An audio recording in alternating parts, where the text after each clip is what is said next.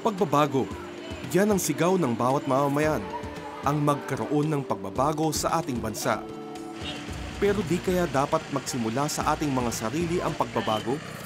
Kailan ka huling tumawid sa tamang tawiran? Kailan ka huling naglakad sa sidewalk at hindi sa kalsada?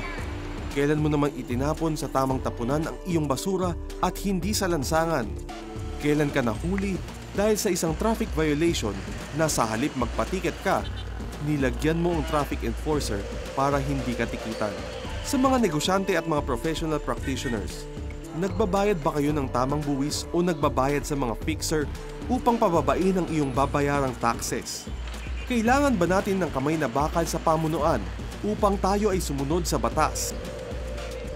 Nasasaad sa salita ng Diyos, ang bawat tao pasakop sa mga pinuno ng pamahalaan, sapagkat walang pamamahalang hindi mula sa Diyos.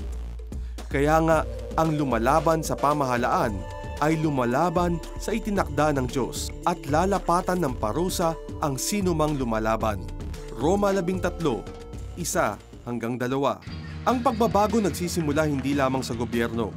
Ang batas, lalo na't sa kalsada at trapiko, nandyan upang ating sundin. Kung walang susunod, paano pat meron nito? Kung di mo kayang sumunod dahil galit ka sa gobyerno, sundin mo ito dahil ito ang nasasaad sa salita ng Diyos.